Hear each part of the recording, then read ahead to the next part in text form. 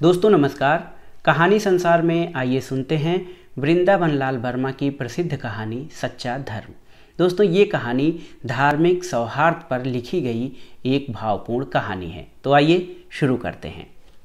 हिंदू रियासतों में एक जमाने से शिया मुसलमान काफ़ी संख्या में आ बसे थे। कोई नौकर थे, कोई कारीगर, हकीम, जर्राह इत्यादि। परंतु संख्या जो थी सुन्नी मुसलमानों की अधिक थी। इनमें भी उन्नाव दरवाजे की तरफ मेवाती और बड़ा गांव दरवाजे के निकट पठान। इन मोहल्लों में केवल मुसलमान ही न बसते थे, मराठे, ठाकुर, तेली, काछी इत्यादि हिंदू बीच बीच में। बड़े गांव दरवाजे मस्जिद थी और थोड़ी दूर पर बिहारी जी का मंदिर। हिंदू मुसलमान सब अपने अपने विश्वास के अनुसार परंपरा क्रमागत त्योहारों को मनाते आए थे। कभी कोई झंझट पैदा नहीं हुआ। उस साल डोल एकादशी और मुहर्रम एक ही दिन सोमवार को पड़े। सुन्नी मुसलमान 9-10 दिन पहले से ताजियों की तैयारी में लगे।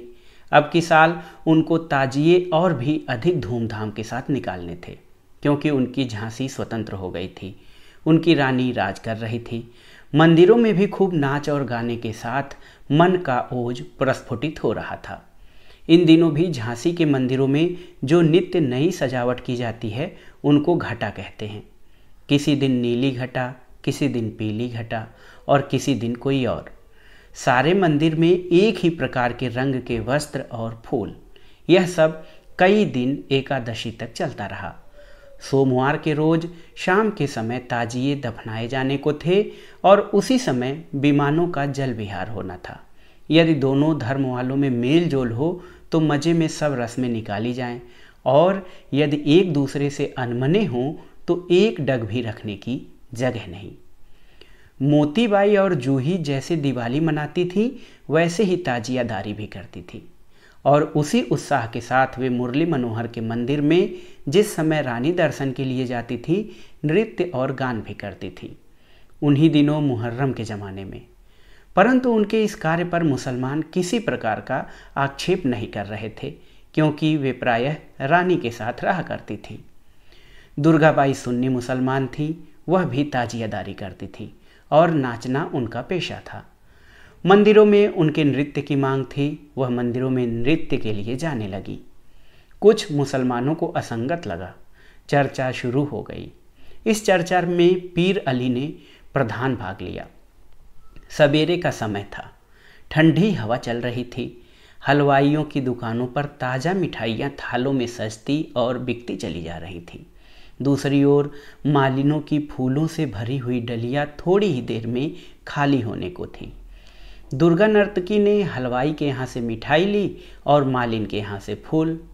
मार्ग में एक जगह ठेवा लगा। पैर में जरा सी चोट आई, साथ ही मिठाई के दोने से कुछ सामान नीचे जा गिरा। उसका मुंह बिदरा। पास से जाने वाला एक आदमी हंस पड़ा। दूसरे का कष्ट उसका विनोद बना और भी कुछ लोग हंसे। एक ने कहा, उठा लो दुर्गा, नीचे पड़ा हुआ सामान, वह भी एक अदा होगी। अरे मुझको तो लग गई तुम हंसते हो, दुर्गा हंसती हुई बोली। वह पीर अली वहीं था। वह भी हंसा था। अभी क्या हुआ दुर्गाबाई जी? पीर अली ने कहा, जैसा करोगी वैसा पाओगी। बात कुछ नहीं थी, परंतु दुर्गा को आग सी लग गई। पीर अली शिया था। उसकी व्यर्थ बात में कोई गूढ़ प्रछन्न व्यंग अवगत करके बोली, तुम कहाँ के दूध के धुले हो मियाँ? किसी दिन तुमको भी खुदा ऐसा समझेगा कि याद करोगे। पीर अली बोला, मैं तुमसे सरीखी औरतों को मुंह नहीं लगाना चाहता, अपनी राह देखो। दुर्गा ने कहा, तुम ही मुंह लगने को फिरते हो, मैं तो ऐसों पर लानत भेजती हूँ। पीर अली ने कहा, खबरदार जो बदजबानी की, जीभ काट कर फेंक दूंगा। दुर्गा बोली, हाँ बल पौरुष औरतों पर ही चलाने आए हो, पर मेरी जबान काटने आओगे तो मैं कौन तुम्हारी जीभ की पूजा करने बैठ जाऊंगी। जानते हो किसका राज है? पीर अली दांत पीस कर रह गया। कई लोगों ने जाओ रहने दो कहा। ऊपर से झगड़ा रफा दफा हो गया, लेकिन भीतर भीतर आग सुलग उठी। एक सुन्नी औरत ने, सो भी नर्तकी वेश्या ने, एक शिया मर्द पर मुहर्रम के दिनों में लानत भेजी। शिया सुन्नियों के झगड़े का इस अत्यंत क्षुद्र घटना के कारण सूत्रपात हुआ। शिया लोग घरों में चुपचाप मातम मनाते हैं, सुन्नियों में भी मातम मनाया जाता है, परंतु ताजिया इत्यादि बनाने की कोई पाबंदी नहीं है, तो भी बनाए जाते थे और धूमधाम के साथ निकाले जाते थे। रघुनाथ राव के समय में अली बहादुर का बहुत प्रभाव था। शिया थे, कदाचित इसलिए भी राज्य की ओर से ताजियों की कोई धूमधाम नहीं की जाती थी। अली बहादुर का प्रभाव उठ गया था, परंतु ताजिया संबंधी परंपरा अवशिष्ट थी। शिया अपने ताजिए चुपचाप निकाल ले जाते थे और उनका समय भी सुन्नियों के ताजियों के निकालने के समय से टक्कर न खाता था। परंतु एकादशी के दिन डोल भी निकलने थे। दिन में शिया सुन्नियों के ताजिए भी निकलने थे। दोपहर तक दोनों फिरकों के ताजिए निकल जाएं और 2 बजे से विमान निकले, यही रोजाना संभव जान पड़ती थी। पर शिया सुन्नी इस पर राजी नहीं दिखलाई पड़ते थे। दीवान ने समझाने बुझाने और मनाने की कोशिश की, पर विफल हुआ। ताजियादार कहते थे, हमारा ताजिया तीसरे नंबर पर उठा करता है, पहले नंबर वाला पहले उठे और चल पड़े और उसके पीछे दूसरा वाला, हम तुरंत उसके पीछे हो जाएंगे।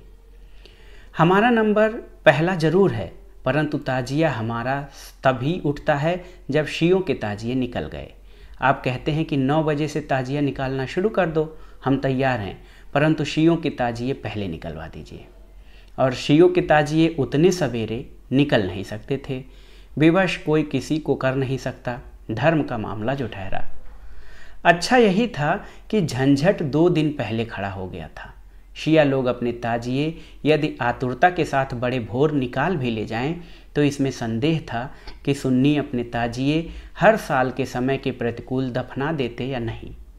पीर अली इस झंझट में कहीं भी ऊपर नहीं दिखलाई पड़ता था, परंतु भीतर भीतर उसकी उत्प्रेरणा मौजूद थी। जब दीवान समस्या को हल न कर सका, तब उसने कोतवाली से पुराने कागज मंगवाए, परंतु पुराने कागज विप्लव के आरंभ में ही भस्मीभूत हो चुके थे और उनसे कुछ सहायता मिल नहीं सकती थी। दीवान हैरान था। निदान मामला रानी के पास पहुंचा। हिंदू मुसलमानों की भीड़ इकट्ठी हो गई। रानी ने समझाने का यत्न किया। लड़ाना भिड़ाना चाहती तो सहज ही ऐसा कर सकती थी, परंतु वे तो मेल कराने पर तुली हुई थी। जब वे कोई सुझाव देती तो सब बहुत ठीक सरकार कह देते और थोड़ी देर चुप रहने के बाद किंतु परंतु करने लगते। रानी ने यकायक कहा, क्या इतने हिंदू मुसलमानों में कोई ऐसा नहीं जो इस कठिनाई को हल कर दे?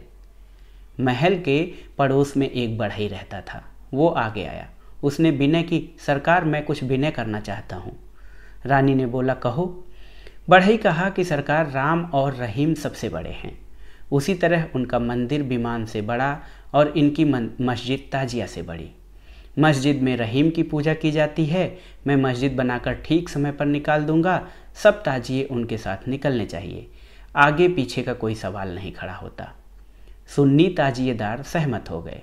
मस्जिद बेशक सबसे बड़ी, मस्जिद जरूर सबसे आगे रहेगी, मस्जिद के पीछे पीछे हम सबके ताजिए चलेंगे। उस बढ़ई ने 2 दिन के भीतर कागज और भोडर की एक सुंदर मस्जिद बनाई। एकादशी के दिन ठीक समय पर सब ताजिए निकल गए। सबसे आगे बढ़ई की मस्जिद थी। हिंदुओं के विमानों को निकलने में विलंब हो गया, परंतु इसका किसी ने बुरा नहीं माना। तो दोस्तों, ये थी वृंदावन लाल वर्मा की कहानी। बहुत ही मनोहर और मनमोहक कहानी थी कि किस तरह से धार्मिक सौहार्द यदि बनाया जाए तो धार्मिक सौहार्द जो है आपसी मेल जोल के लिए बहुत ही फायदेमंद होता है।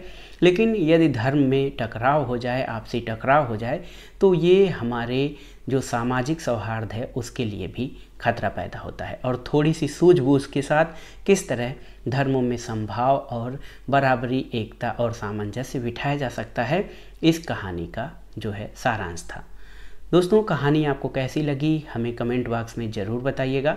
कहानी सुनने के लिए धन्यवाद। नमस्कार।